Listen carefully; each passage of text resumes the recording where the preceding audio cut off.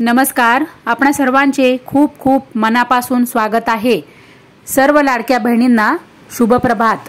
सर्व लाडक्या बहिणी, तुम्ही भाग पहिला, भाग दुसरा आणि भाग तिसरा हे तुम्ही पूर्ण पाहिलं असेल तरच तुम्हाला हा भाग चौथा कळेल.